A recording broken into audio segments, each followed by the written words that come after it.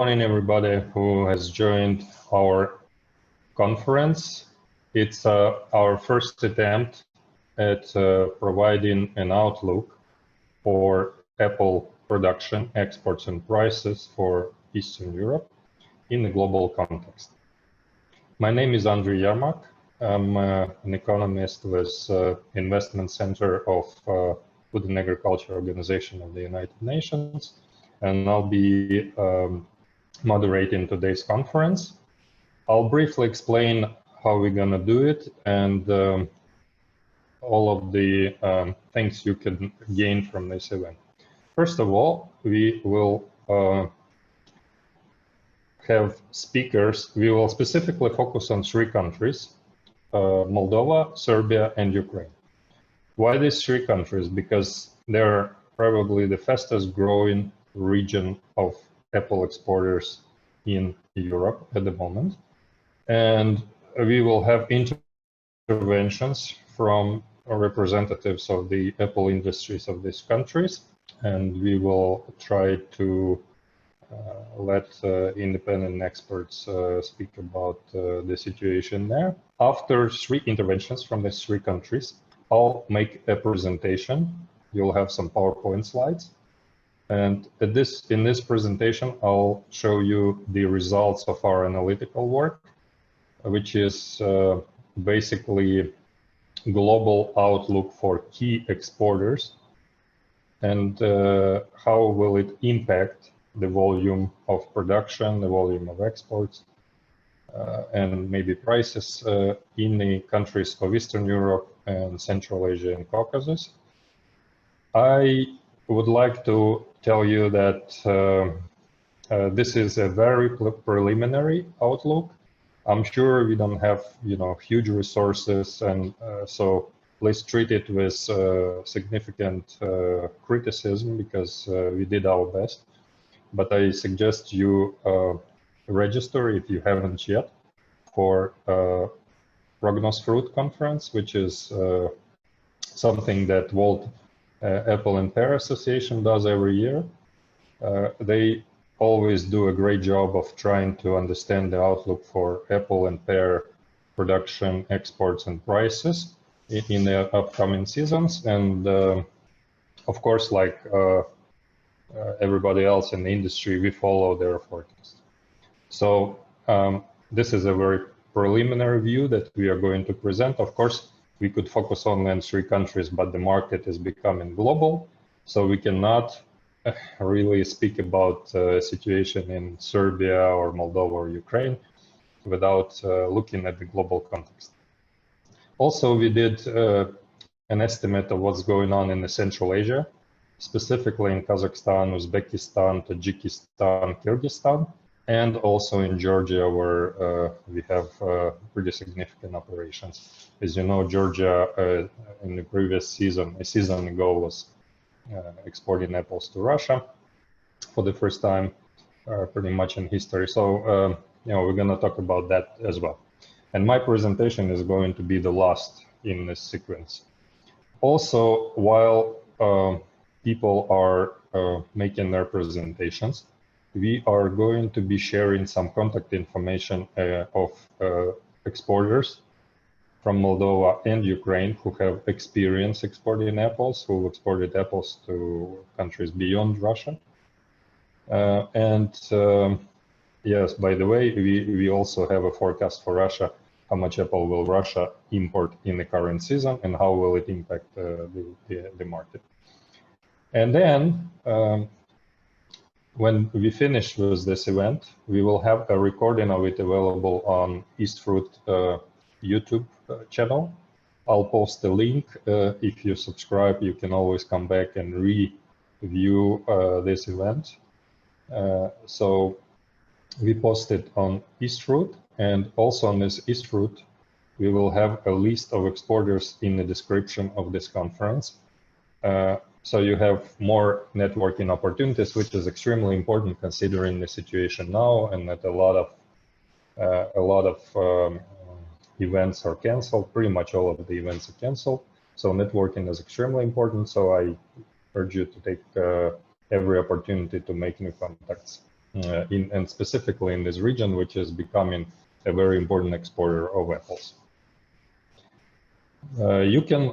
We have chat working. So if you go to chat, you can ask your questions to speakers, and we will try after all of the presentations to reply to your questions. I'll take notes.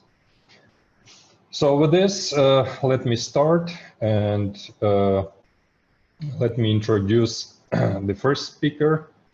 I think we will start from the west and we'll be going east.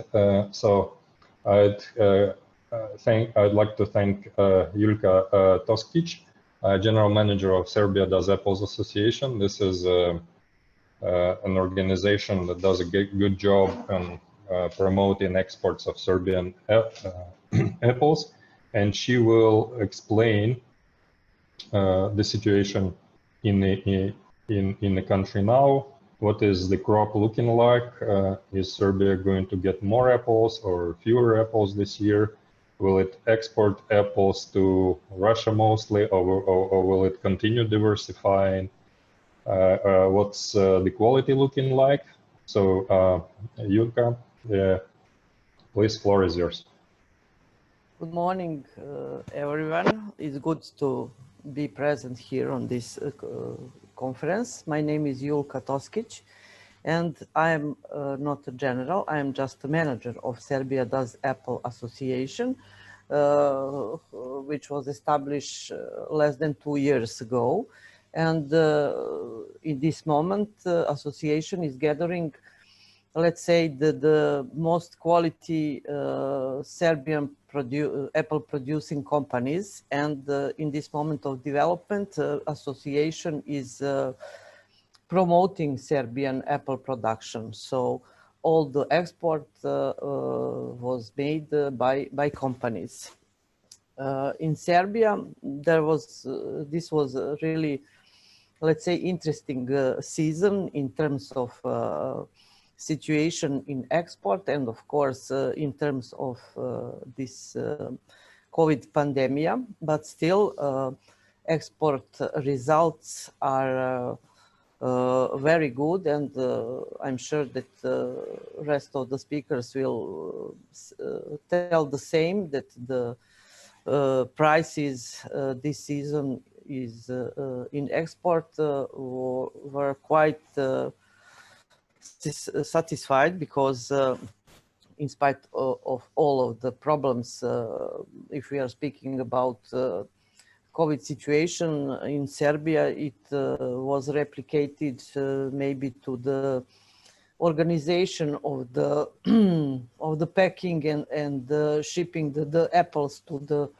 numerous export markets, but generally a lot of apples are already sold, and some small quantities in Serbia are still in the cooler storages, but I'm sure that all of that will be exported till the first gala will come here in a week or a bit more. So if we are speaking about some volume that we are expecting this season, first estimation was that Serbia will finally reach the 500,000 tons of apples, but there is still time to see and reconsider this expectation, because also as other countries we have in some portion problems with the first frost, but not that severe as in some other countries, and of course some of the smaller problems with the hailstorm, but still in Serbia you can see each year that the orchards are covered by anti-hail nets. So I believe that this recent hailstorms will not affect too much the quality of Serbian apples.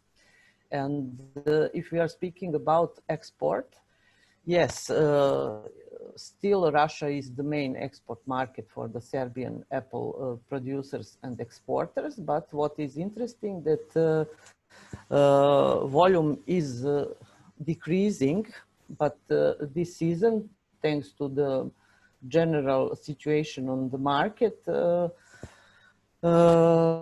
total value of the export in Russia increased in spite of decreased quantities. But nevertheless, a few years ago, Serbian producers start to diversify markets, and if I can say, total current export of Serbian apples goes to, believe or not, 40 export markets. Of course, some of them are just for trying, but beside Russia, there is some markets which can be counted in, let's say, top 5 export destinations from Serbia. So that is good, and it is very interesting to see that companies are adjust their apple varieties to the different markets, as well as different kind of packages. So if you combine that with the fact that really a lot of Serbian apple producing companies already introduce almost all possible quality standards, then it is not too difficult to conclude that they can approach to, let's say, any market in commercial and to successfully supply the buyers there. So this season was quite interesting, but as an outcome, I believe that Serbian apple producing companies are satisfied with the situation. So it is still a bit time to see if Serbia is going to reach half of million ton of apple production, and also to track, are we going to narrow this huge number of export markets. So what I can add is that what is interesting in this moment, this total volume of half of million ton is the proper time for a country like Serbia to target a few main export markets beside Russia. We are present there for at least 13 years. So our producers know very well what is happening in Russia, but it is time also to find some other destinations where you can achieve better prices. For example, in season 2018 and 2019, much better our companies have on the British market. So comparing with the Russian market is number 1, but this season it was opposite. So that's why the biggest value of Serbian apple export. So beside that, also Serbian apples become significantly present in the Middle East, and we are still waiting for our government to set up some, to finish some administrative business and to open China market and Indian market as well. We are aware in this moment also a lot of number of huge Indian distributors are coming here and seeing the quality of Serbian apples. So there is a lot of interest from that side, but of course, due to this situation that in which we are all now, it is postponed, but maybe from the season to come, Serbian apples can be present on that large market. So in short, that was the situation from Serbia. Okay, thanks very much for your intervention and sharing the forecast. I would say that India is now experiencing a lot of issues, and everybody is saying that the Apple market is on hold, and it is not clear how much Apple will India import this year and what's going to happen in the upcoming season. But at the moment, it's very difficult to work with India. Actually, Ukraine hasn't also received an access to the Indian market. It's a very strange situation. The trial period is over more than a year, and there is no response as far as I know. So this is a very interesting market, but with a lot of issues. And okay, I'll speak about it later. I'm also interested in the fact that Serbia made a huge progress in exporting apples to the United Kingdom in the past season, and also to Southeast Asia. And exporting to Southeast Asia means a lot. It means that the quality of apples could be of adequate quality to make such a long trip. And exporting to the UK probably means that you've overcome the issue of pesticide residuals that are allowed in Serbia at the moment, but were not allowed in a lot of countries of the European Union. How would you comment on those things?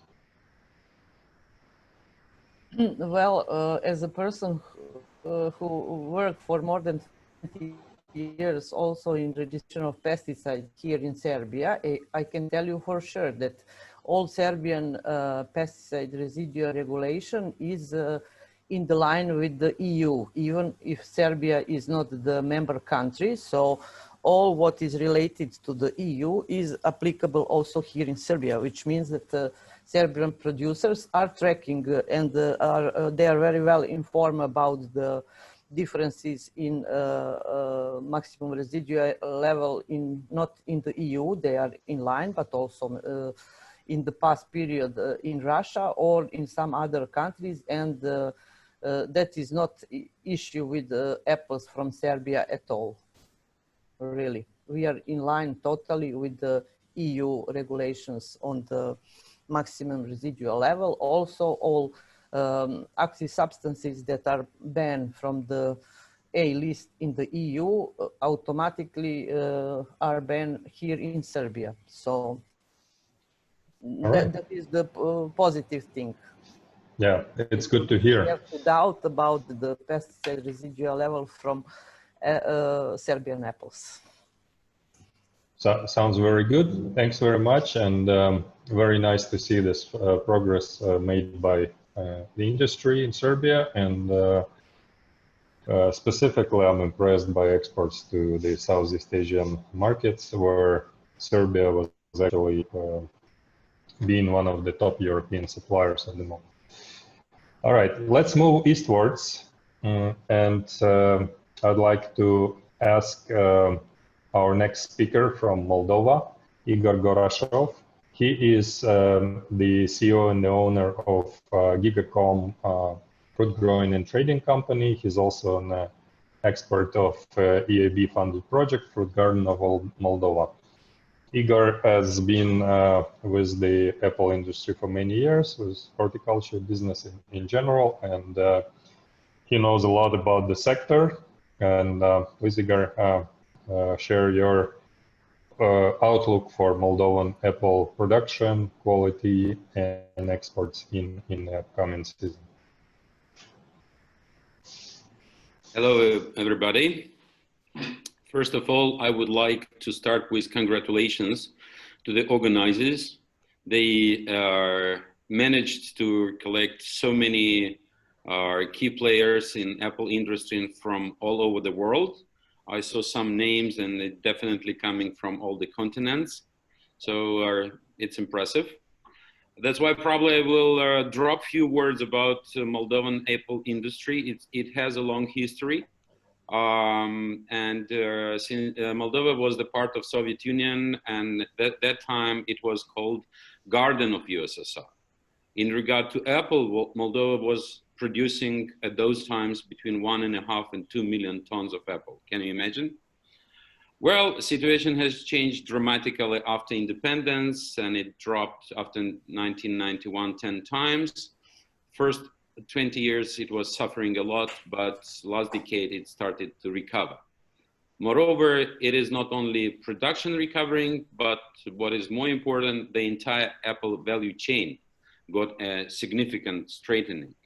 Thus, we increased our cold storage capacity from 20% coverage to almost 80%. It is still growing.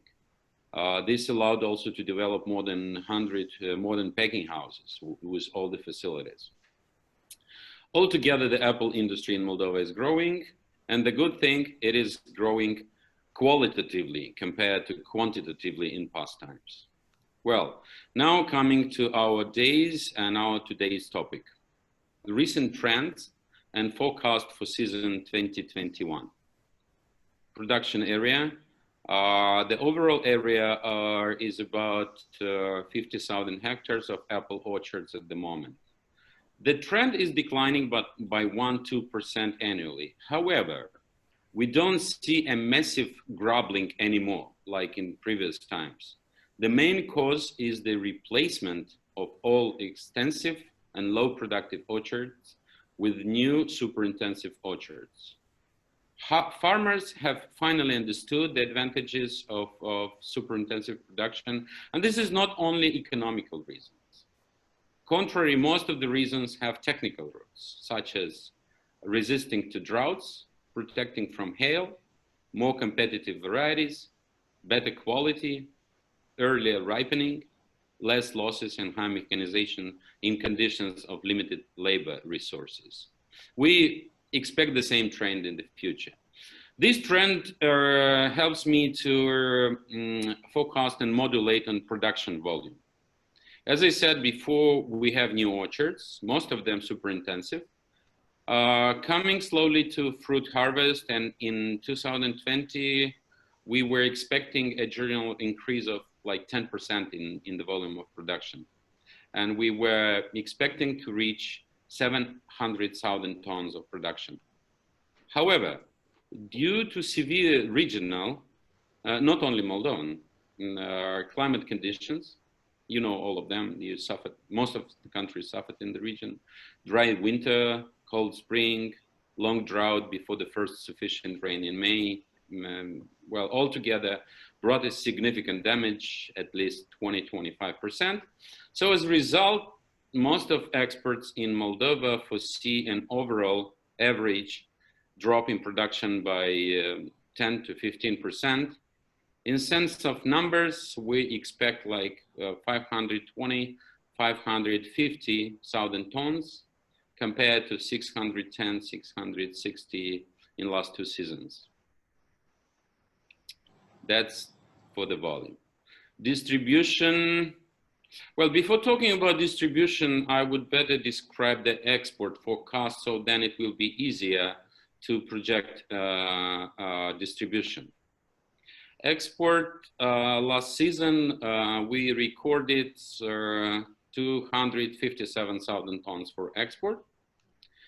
And as I explained, the conditions, the severe climate conditions, but it might be strange, but as we have a reduction in production, but I expect the export to grow by 5–10%. And we'll explain you why I think this way. There are, as Andriy mentioned, I didn't want to present too much because I have the different faces. I'm a key expert in the EIB project Fruit Garden, big project, 120 million euro in Moldova. But what is more important, I'm managing our family orchard, cold storage, and the packing house. So I know,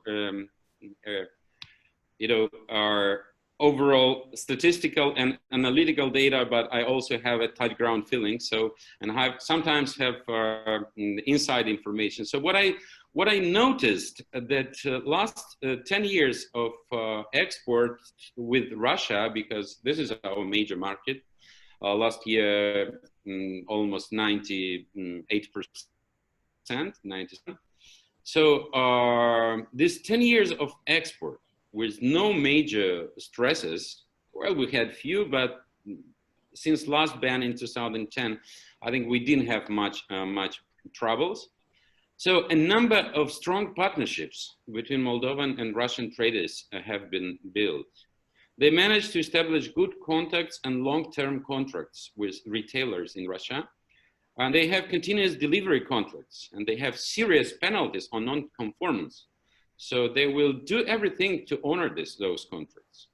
So to me, this assumes that the volume of export will, at this way, will not be at least reduced, will stay stable, because they have to honor those contracts. So another reason that more and more companies from Moldova are getting access to Russia market, being accepted in the famous list of importers. This brings strong competition on acquisition on local market for export. We will also talk about this on pricing. And definitely they will need more product for export. Well, another issue which we know from our colleagues in Russia, Russia had also bad climate conditions, and they expect also a significant drop in, maybe not significant, but essential drop in own production.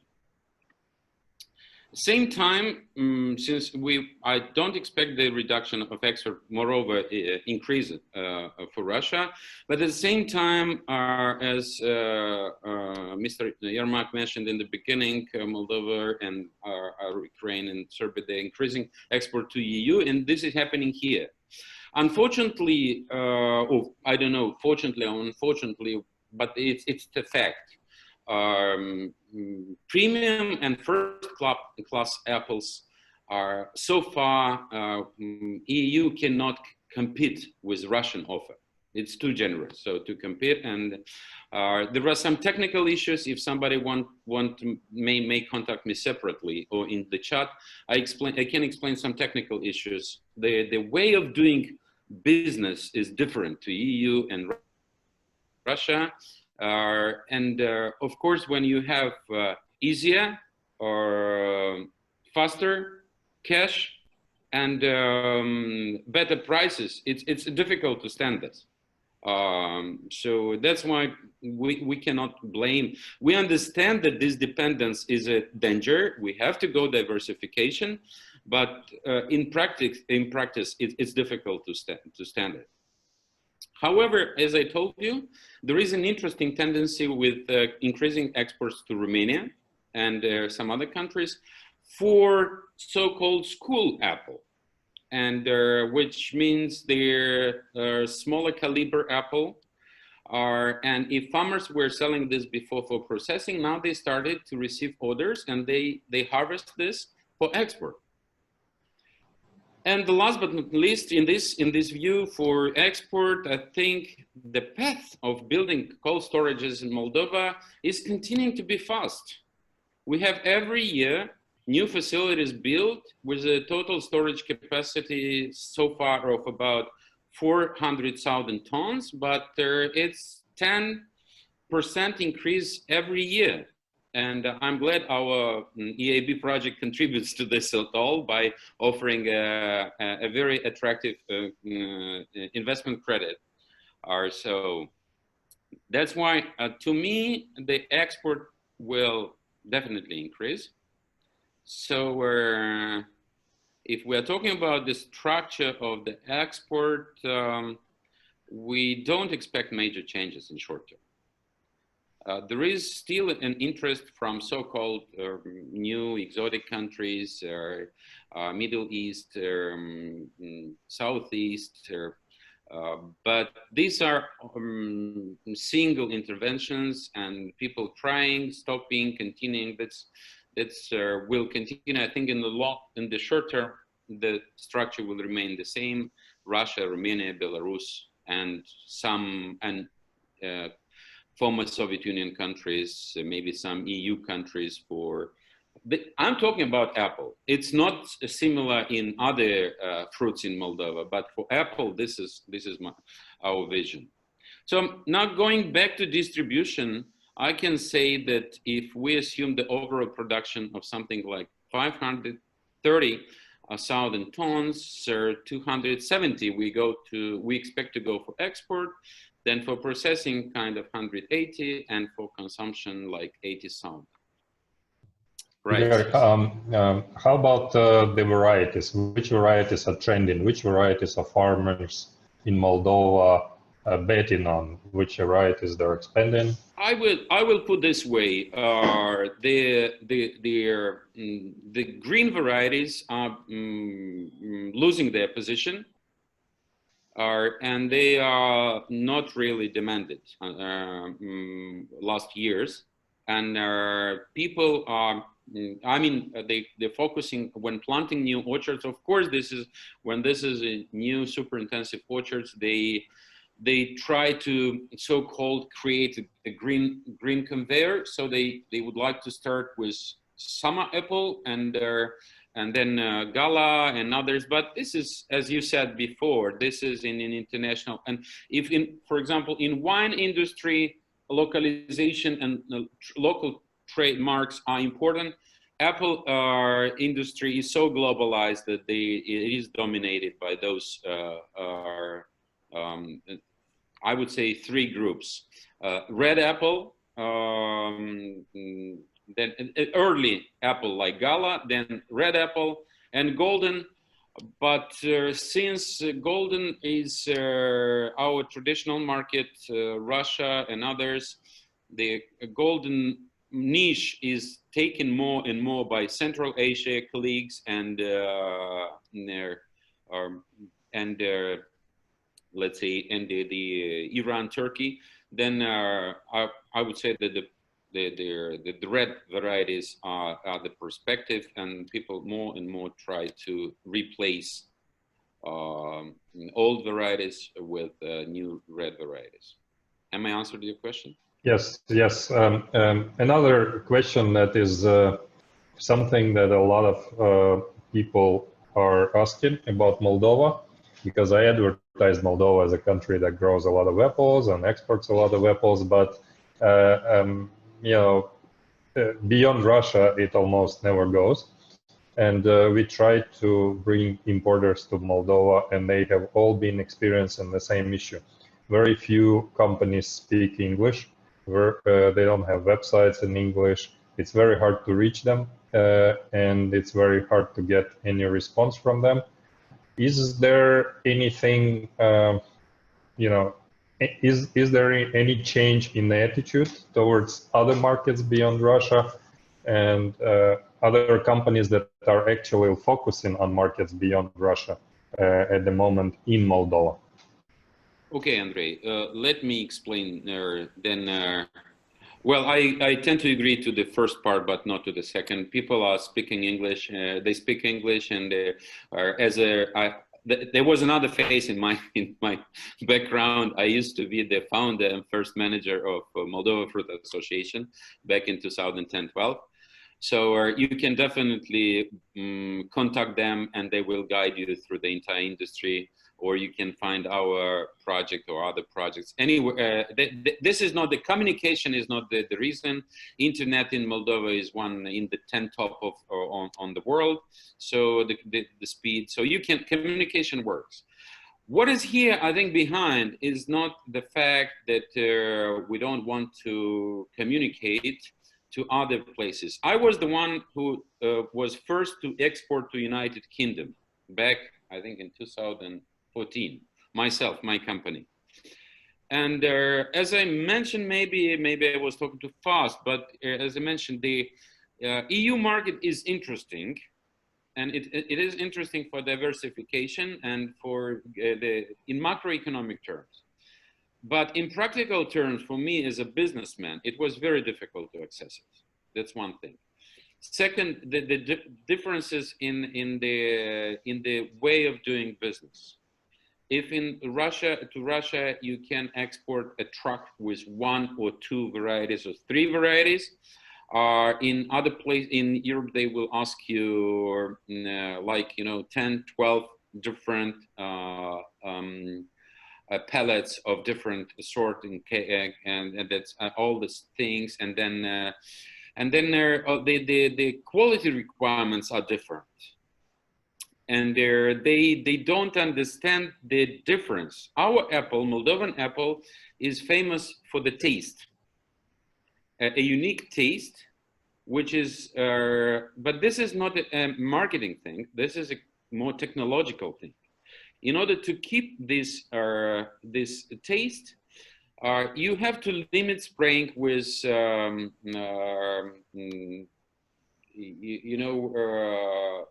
with some chemicals which make the apple strong.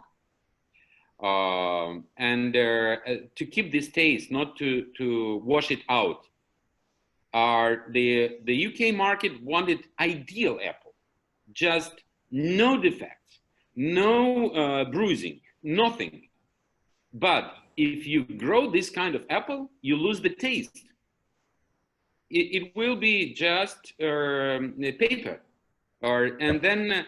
But our Eastern market, Russian market, they love Moldovan apple for taste, and this is why they would do everything to get our apple. Okay. And they neglect some bruising, some defects in favor of taste. Okay. Well, this thanks very much, because this really shows the attitude, and it answers my question very precisely, Igor. Yeah, and the taste preferences, they are educated by decades. So, and this here, the role of our governments should be crucial. But our governments are in Eastern Europe are weak enough. They don't have money. They always rely on donor money, and they don't understand the priorities. So, of course, when I was myself at a couple of fairs in Middle East and in other places, in trying to penetrate new markets, but it's very costly. Yeah. And Igor, sorry, we've ran out of time. It's been. Then let me finish with, I have just two things to add. There's the prices and the COVID impact. And 1 minute. So the prices, we expect semi-previous season at least. Maybe an increase by 10%, and the reason is less apples, good quality, size, defects, color. As I told you, the partnerships which we have, and I've got another phenomenon. Some traders started to build or rent, mainly rent, cold storages here to pre-buy, purchase, and store to secure their partnership delivers. So they buy here and then they deliver, which reduces essentially the so-called purchase on sporadic market. Then the enlargements of list of exporters brought more competition. Newcomers are more aggressive and generous to get the Moldovan apple. So that's to me, they will cause a bit of increase. And last but not least, COVID impact. Our apple is the most accessible by price and longest by season of consumption, and with probably one of the best health impact, and people know it. So, and consumption increased all over the world. Another interesting phenomenon that we've got 200,000 labor migrants coming back from because of pandemic. So the situation is changing, and difficulties, maybe they will have less pressure on labor market at the picking season. So that's what I wanted, maybe too long, sorry. Yeah, thanks very much, Igor, and good luck with the new season. Hopefully your expectation for higher prices will realize. I wish you all the best with that. And a speaker from Ukraine. We had a lot of people interested in them showing their vision of what the situation in Ukraine and Russia will look like. But we opted for Ievgen Kuzin from EIB-funded because that's a unique kind of situation, because Ukraine has an independent consulting company that's not lobbying for the industry. It's just collecting the independent information, analyzing it, and showing the real picture. So They also help us, FAO and EBRD projects, trying to get as accurate information as possible. And Ievgen is online. Please share your views on the situation in Ukraine. What is the crop going to look like? What is the situation with quality, exports, dynamics, and also what's going on in Russia? Yeah, thanks, Andriy. As Andriy said, my name is Ievgen Kuzin. I represent a company, EIB-funded, from Ukraine, and I'm very pleased to take part in this event, and I hope it will be rather useful for all the participants. Just a few words about our company. We are the analytical agency located in Ukraine, and since the year 2003, we've been analyzing the fruit and vegetable market trends in Ukraine and some other countries of the Eastern Europe, like Moldova, Poland, Belarus, Russia, Georgia, and some other countries. And every year we also conduct our annual production forecast for the next season for key fruits and vegetables in Ukraine. And today I will present some figures and some trends from this forecast for Ukraine. And also we'll speak about our expectations from the Russian market in the upcoming season. So let's start from Ukraine and from weather conditions this spring and this summer. Generally, weather conditions were better and much better than last year, but there were some problems like drought in summer and spring frosts. But the impact of these weather conditions on production differed depending on an apple farm type in Ukraine, as the Ukrainian apple production structure itself differs much. For example, we have apple orchards that are old-fashioned orchards established in early 1990s. And we also have high-tech and the state-of-the-art apple orchards that were established just a few years ago according to intensive technology and with a strict focus on export. So the key problems with apple crop will be observed mainly in old orchards and low technology orchards, which suffered the most from bad weather conditions in the middle and end of spring and also during the beginning of summer.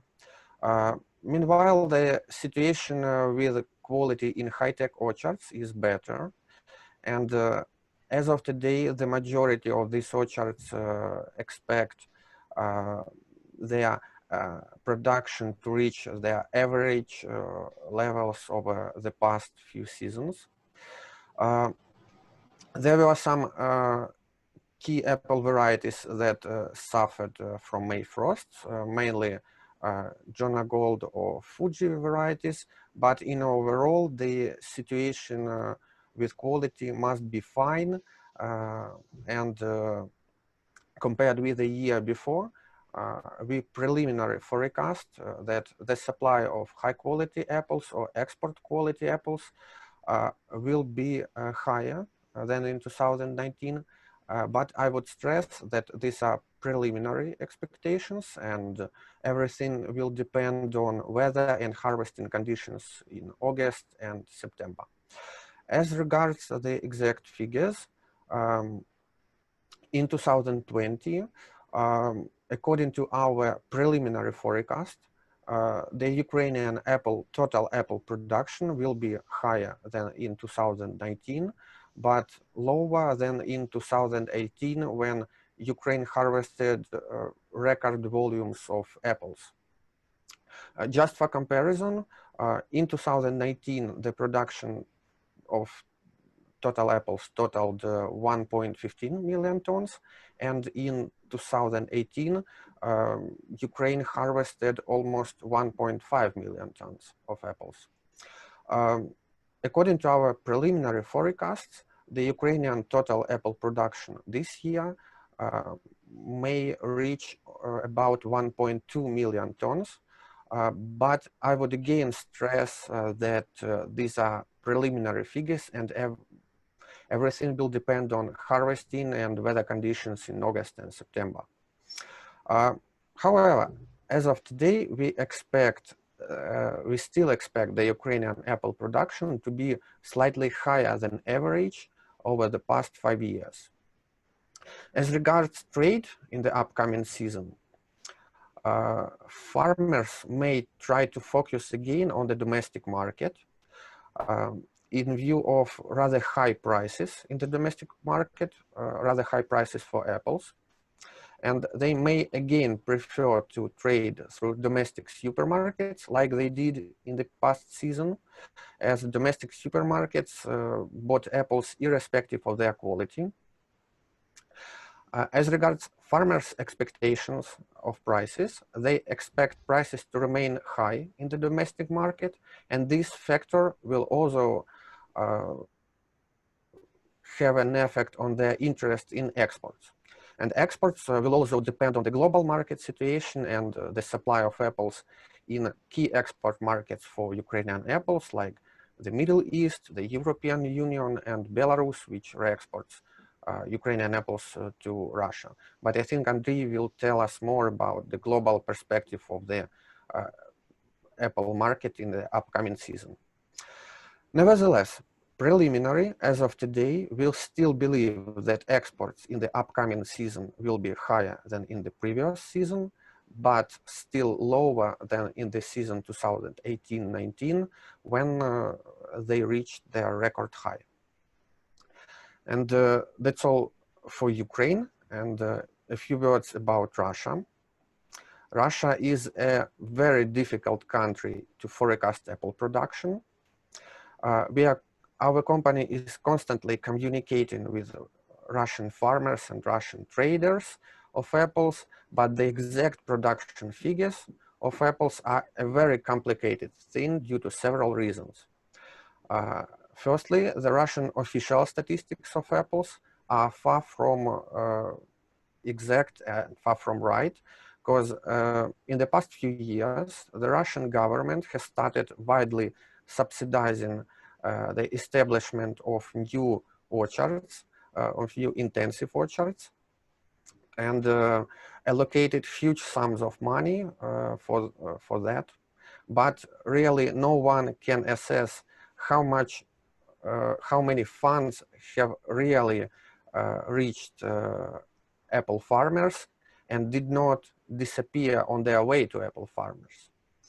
Secondly, there are some problems with Russian import statistics, because Russia may not always reflect imports from several countries like Belarus or Kazakhstan, and it is very problematic to assess Russian apple production by assessing their imports by indirect methods.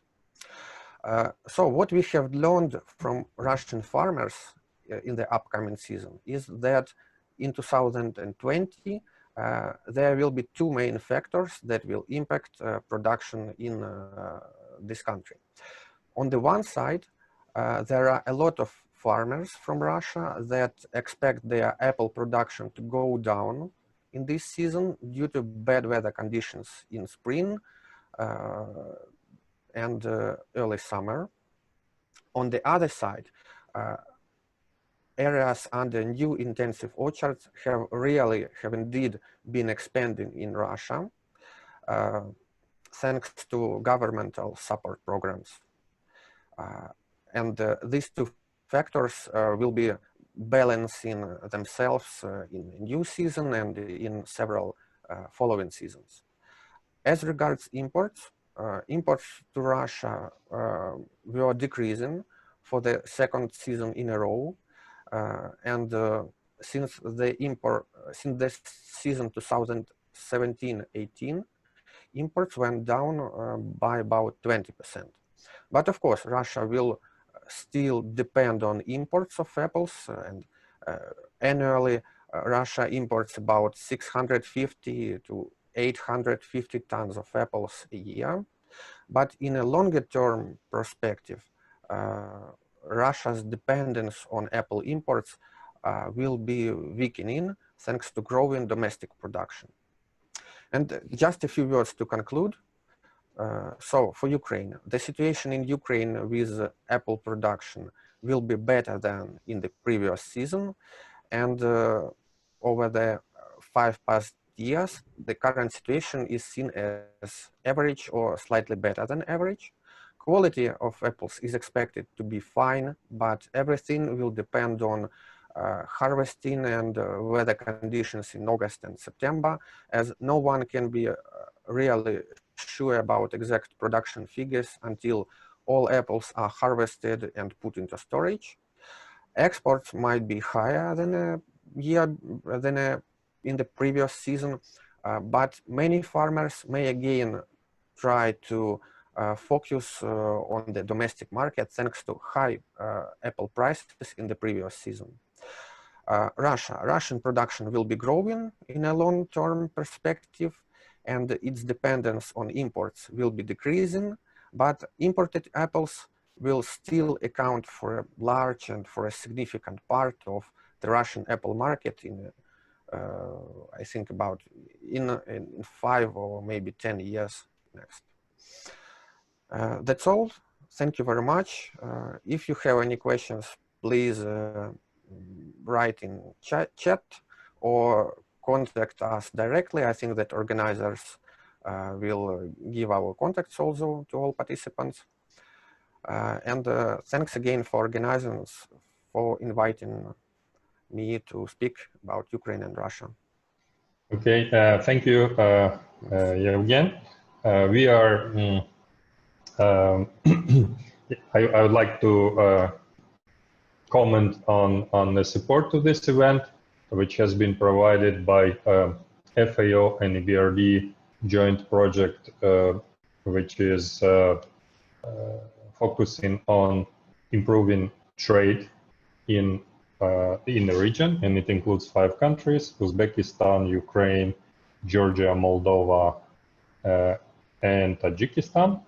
And we are working in the whole region again.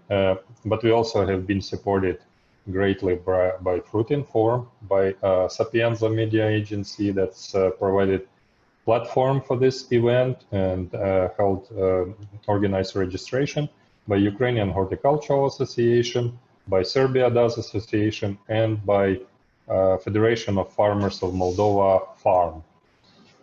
So now I'm going to show you my presentation, but based on intervention from Ievgen, I'll make a couple of comments that are related specifically to Ukrainian market.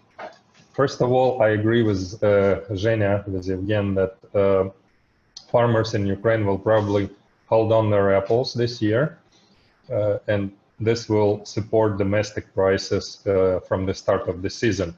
At the moment, the summer apples are selling for crazy prices. It's very good. It's very good business. It's selling well. Demand is good.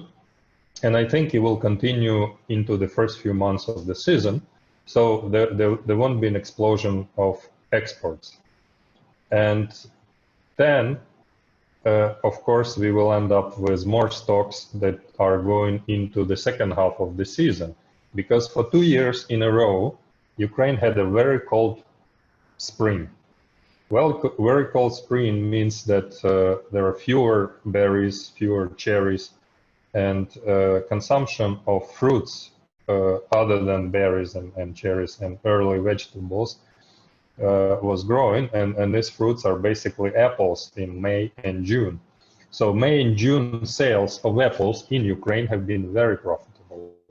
And I think many fruit growers and fruit traders will bet on this again this year.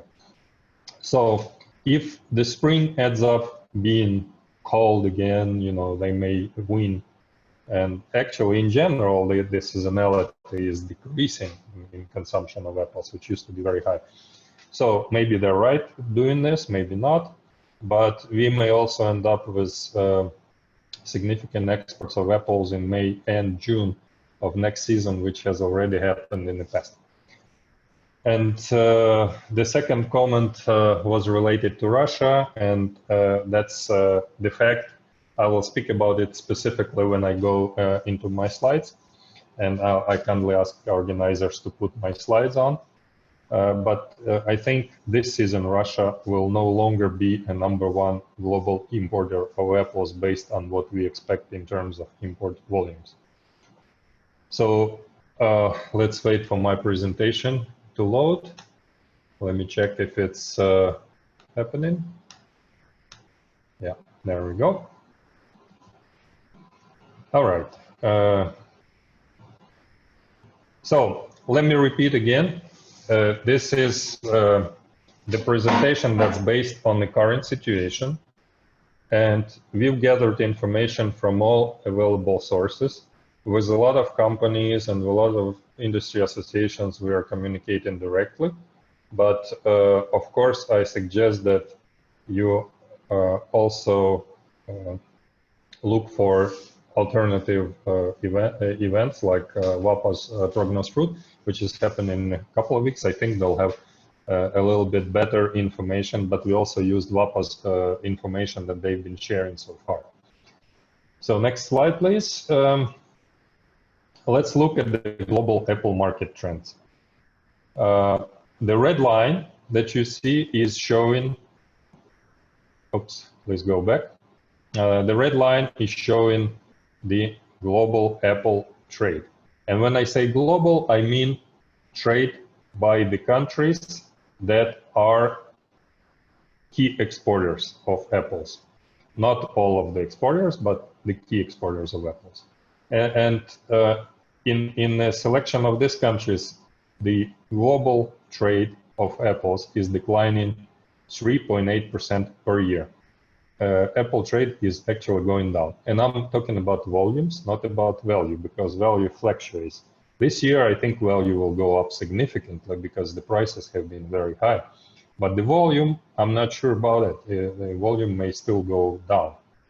On the other hand, if you look at the bars, you see the global production, and global production of apples is going up.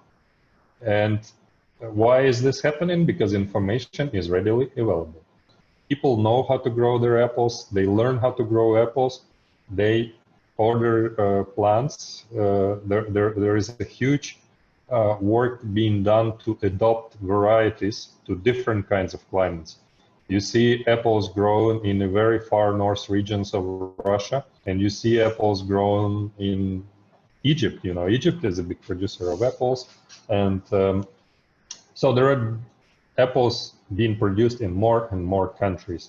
And in the Central Europe, when we started working there in 2011, it was very common to see apple prices in the supermarkets in January, February already reaching the levels of $3 per kilo. But now they have enough of their own apples. So it's a win-win situation for the country. There are more local farmers making money, but also consumers are paying for apples less than $1 in a normal season. So the global production is growing by 1% per year. And when production is growing and foreign trade is declining, it means that if you are planning to expand your exports, you have to kick somebody out. And that's, that's a red ocean. So if you're planning to invest in apple production, you better know why and what are your benefits over other countries. Of course, for developing countries, it's the labor cost, which is a significant benefit. But if you have a lot of apples on the market, you can't sell them unless you have a good quality. And good quality is not determined by bruises or so-called taste. It's determined by how apple looks, how juicy it is, how stable is the quality, how well it's sorted, how it's handled, and many other factors. And of course, safety and the way you produce the apples. So the global apple business is in a fairly tough situation. COVID has supported it a bit, but I'll speak about it later. See if this support will continue. But as you see, in our case, we are looking at probably another record production of apples in the current season, considering the situation in different countries. Next slide, please. So here, I'm not showing the exact figures, I'm just showing the trends. And the forecast for 2020, I'm comparing to 2019 and to 5-year average. And also 5-year trend, which is called CAGR trend. And as you see, we are expecting that, yeah, and what are this season? Different regions, China, EU, Iran plus Turkey, USA, Southern Hemisphere, and Southern Hemisphere data is based on WAPA's already released forecast. SMU, this is Serbia, Moldova, and Ukraine. Central Asia plus Georgia, and then global for these selected regions. So it's not really global, it's global for all these regions, total. As you see, of all these regions and countries, we will have probably 2.7, maybe 2 million tons more apples this year in production, based on what we see at the moment. And that's a significant increase. And if you compare it to last year, it's 3.7% increase. But comparing to 5-year average, it's a 5.6% increase, and that's even more significant. 3 to 4 million tons more than average for the recent 5 years. Which regions are growing fastest? Serbia, Moldova, Ukraine, huge increase in production. US is still increasing apple production. China is increasing apple production. And when China is increasing by a fraction of percent, that's a lot of volume. And in China, they are going also intensive, just like in Moldova and Ukraine. You know, they're replanting, they're doing more varieties, and they're also doing them more intensively. Iran and Turkey, there is very little information from Iran that's publicly available, and many people do not properly see Iran's volumes because they don't account for the amounts of apples exported to Russia from Iran, also from Azerbaijan. So Iran is a much bigger producer and exporter than many people think. And we had a video on this that's showing that Iran is among top exporters already. And Iran apples from Iran are going to Asian markets, of course, but also to the Middle East. And it's a very important player.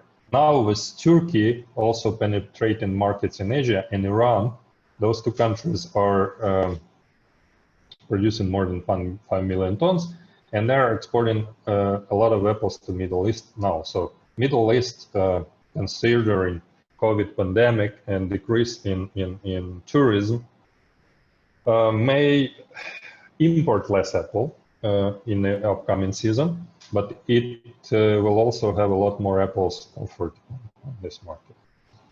So let's go to the next slide.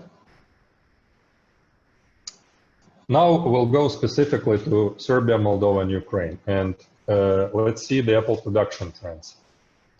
In the three countries combined, we will have a little less apple than in 18-19, but still it's the second largest crop on record historically in the recent 20 years or so.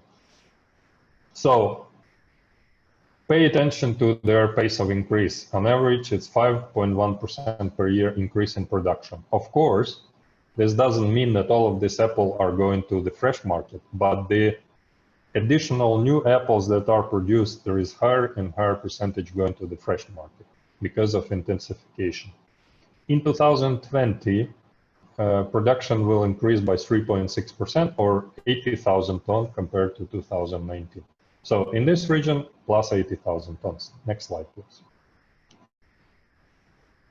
So export trends. Let's speak about export trends. And as you could see, again, we're gonna have a pretty good export season probably from this region.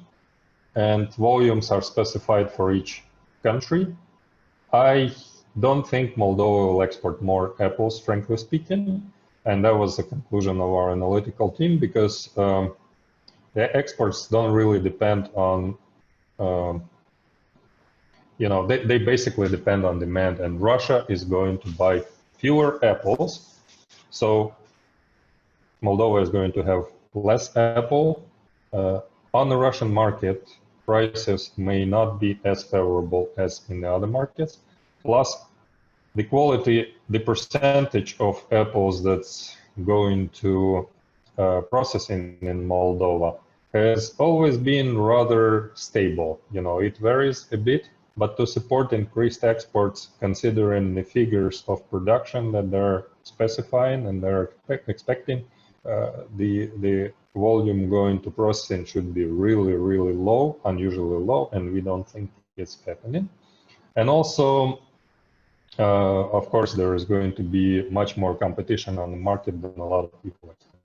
So, looking at the long-term trends, the exports from this region are increasing by crazy 16.4% per year, and a lot of new orchards are there still coming into fruit bearing.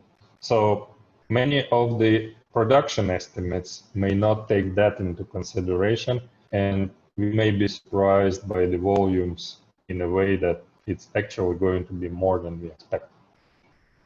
In the new season, we expect a 4% increase in exports, or by additional 18,000 tons. Next. So, on this slide, I'd like to show you the dependence of this region on the Russian market and vice versa, dependence on the Russian market on this region. As you could see in the left chart, the blue bars are exports to Russia, and the red bar are exports beyond Russia, in countries other than Russia. And when I say other than Russia, I don't, I also, here in these volumes, I consider re-exports by countries like Belarus and other countries. So it's already there. It's not official statistics, it's an estimate of what the actual exports are. Of course, Ukraine officially cannot export apples to Russia, but Russia is still among top 5 major markets for apples from Ukraine. And as you see, the volume is growing. So dependence on Russia of these exporters is declining, and Moldovan exporters will have to find other markets. It's not that they don't want to, it's just that the market situation will make them look for new markets. Serbia has been very efficient, as I already mentioned, in finding new markets. I'm impressed by what they did in the Middle East, in Asia, in ASEAN countries. They have been diversifying their exports very well, and Ukraine also did a good job, especially a season ago when they were like the 3rd largest exporter in Singapore and Malaysia of all European countries, just beyond France and Italy. And on the other hand, Russian dependence on imports from these countries is growing. So higher and higher percentage of apples coming from Moldova, Ukraine, and Serbia is on the Russian market of all imports. In the new season, this is probably not going to change, but I think the prices might be a bit lower than currently expected. Although I hope I'm wrong, I hope the prices will stay as high as possible for farmers. But when we look at all this data, there is a very interesting conclusion for European traders and fruit growers. There is going to be about 90,000 tons more apples from these 3 countries competing with apples from the European Union on the other markets. And these markets are, of course, the markets of Middle East, first of all, and second of all, these are the markets in Asia. Next slide, please. So we did a small poll, which is not representative, but it kind of shows what people expect, and it confirms what Igor was saying about expectation of Moldovan farmers. Everybody is looking at an increase of prices. The average expected increase is about 6.5% compared to past season, record high prices almost. And in general, 56% of people responding to our poll were saying that apple prices will go up. So more than half of farmers are expecting prices to go up. 1/3 of farmers is expecting prices to go down, and 12% of people are expecting that prices will not change. So 78% of people are expecting another very good season, and I hope they are right. Next slide, please. So, will the global demand support the increase of prices that's expected? That's true that COVID pandemic has supported demand for apples in some countries. And this has mostly happened in the countries where apple production is a traditional thing, and where apple consumption is already high, and where incomes are very high of people, so consuming more apple is not a problem because apple is a cheap fruit. However, in China, for example, consumption has suffered. Somehow Chinese people didn't buy more apples. Moreover, they stopped buying apples. And China is having a big issue at the moment because China, first of all, in the past season, they had a very good harvest of apples. Second of all, they lost access to the Russian market just before the start of the season. Russia still does not allow apples from China to enter their market. And of course, we've seen some re-exports, but it's minor, you know, through like Kyrgyzstan, Uzbekistan, other countries. But those re-exports were very small compared to the usual exports of Chinese apples to Russia. And now China still has pretty good stocks of apples from the previous season, which is very unusual because China usually runs out of stocks and starts importing more expensive apples in the second half of the season. So then there are countries that have apples as an exotic fruit and not necessarily have very high incomes. And all of the countries in the world are going to suffer. The consumer incomes are going to go down. So buying more exotic, more expensive fruit may not be their choice. So I wouldn't count on the increase of demand for the apple in such countries. Then there are countries that depend on tourism. And again, their apple imports may also suffer. And on the other hand, we have supply of apples that may even exceed 2018 level when it was very high. So I don't know, but it doesn't look like the prices are actually going to go up very much, but let's hope they will. Unless we are really, really wrong with our estimates, it's very hard to expect that prices will be supported even at the current very high level. So my conclusion is that in Eastern Europe, prices may actually be below last year levels, and in Central Asia as well. I think that's it for what I wanted to say and to conclude this conference. And if you have any questions, please type them in the chat. If you don't have any questions, you will be able to ask them later. I will ask organizers to send a link to this video of this conference once it's uploaded to YouTube channel. And then you can also ask your questions in the comment if you have later some questions. Again, I wish you all very good season. We are hoping that this event has been useful for you. We hope that the contacts we shared in the chat will also yield some business for you. You know, you should find new buyers all the time. And also, when we have this video out, we will post the list of verified exporters of apples from Ukraine and Moldova in the description of this video.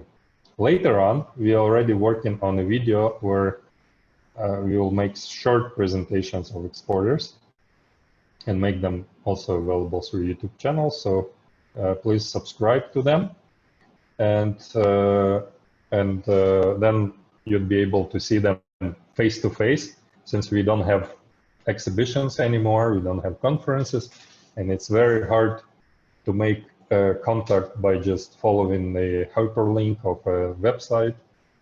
So we will make sure that you also see the faces of the growers who will be introduced through this virtual method. And we hope that this pandemic is over and we will again be able to meet with improve technologies and boost efficiency, productivity, and marketing. Thanks very much, and good luck for the new season.